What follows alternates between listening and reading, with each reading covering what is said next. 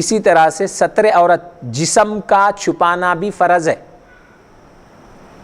تو کتنا مرد حضرات کتنا جسم چھپانا فرض ہے مرد حضرات کے لیے؟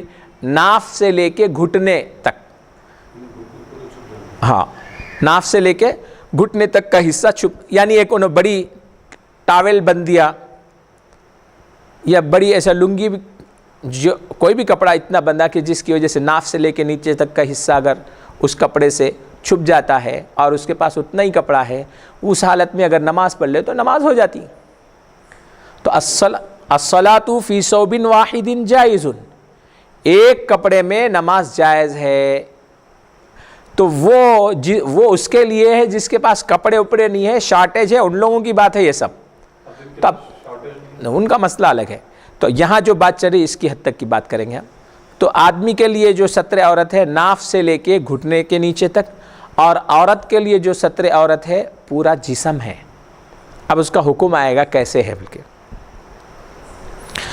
اخبرنا مالک، یہ حدیث نمبر 160 ہے. اخبرنا مالک اخبرنا بکیر بن عبد اللہ بن الاشجر عن بسر بن سعید عن عبید اللہ الخولانی قال كانت میمونة زوج النبی صلی اللہ علیہ وسلم تصلی فی الدرع والخمار لیس علیہا ازار.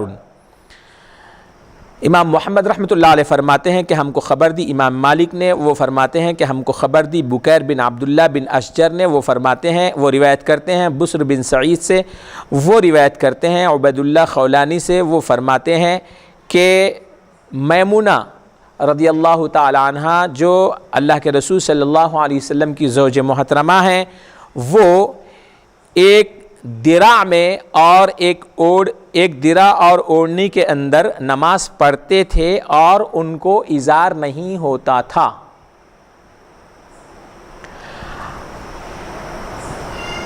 ایک کرتے میں اور پردے کی ایک چادر میں نماز پڑھتے تھے. یعنی آپ ایسا سمجھ سکتے ایک اوڑھنی تھی اور ایک بڑی میکسی تھی، بس یہ دو ہی کپڑے تھے ان کے پاس.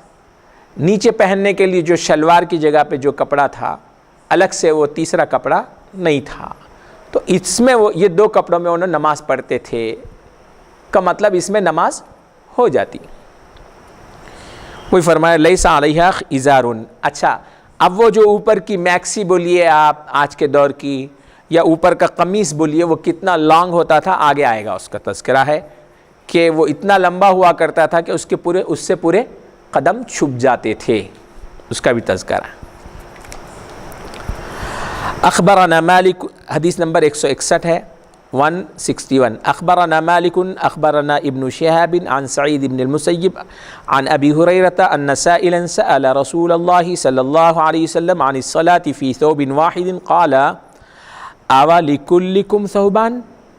امام محمد رحمۃ اللہ علیہ فرماتے ہیں کہ ہم کو خبر دی، امام مالک نے وہ فرماتے ہیں کہ ہم کو خبر دی ابن شہاب زہری نے، وہ فرماتے ہیں، وہ روایت کرتے ہیں سعید بن مسیب سے، وہ روایت کرتے ہیں ابو ہریرہ رضی اللہ عنہ سے کہ ایک آدمی نے اللہ کے رسول صلی اللہ علیہ وسلم سے سوال کیا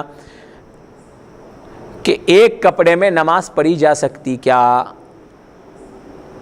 ایک آدمی نے سوال کیا اس نماز کے بارے میں جو ایک کپڑا پہن کر ادا کی گئی. تو اللہ کے رسول صلی اللہ علیہ وسلم نے فرمایا اولکلکم ثوبان، کیا تم میں سے ہر آدمی کے پاس دو دو کپڑے ہیں میاں؟ تو یہ جو جملہ ہے اس جملے سے پتہ چلتا ہے کہ اس وقت کپڑوں کا شارٹیج صحابہ کے پاس کتنا تھا. ہر ایک کے پاس تم میں سے دو دو کپڑے نہیں ہے کہ نیچے پہننے کی ازار اور اوپر قمیص کی جگہ پہ دو چادریں نہیں ہیں، ایک نیچے بننے کا تہبند کی جگہ پہ ایک بننے کی چادر، پھر اوپر سے ایک اوڑھنے کی چادر ہر ایک آدمی کے پاس ہے کیا؟ تو اب نماز میں اگر یہ دو چادروں کی شرط لگا دیے تو جن کے پاس نہیں ہے ان کو کیا کرنا پڑے گا؟ اس سے من کے اس سے من کے اس سے من کے جو ہے سو نمازاں پڑھنا پڑیں گے. تو اس لیے ہر ایک کے پاس، تم میں سے ہر ایک کے پاس دو دو چادریں ہیں کیا جو آپ ایک میں نماز نہیں ہوتی سمجھ رہے؟ تو مطلب ایک میں بھی پڑھ لیے تو نماز ہوتی ہے. اس حدیث سے ہی متعلق ایک حدیث اور واقعہ ہے جس سے اندازہ ہوتا ہے کہ ہمارے اسلاف نے کیسی زندگی گزاری اور کیسے حالتوں میں ہونے کے باوجود، اتنی غربت، اتنی تنگ دستی اور پریشانی میں ہونے کے باوجود بھی انہوں نے نماز نہیں چھوڑی.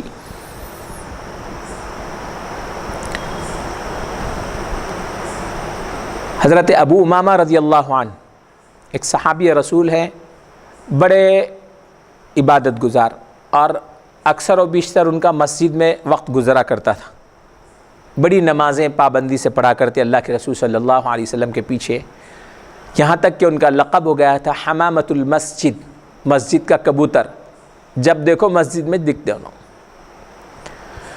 کچھ دنوں کے بعد لوگوں نے دیکھا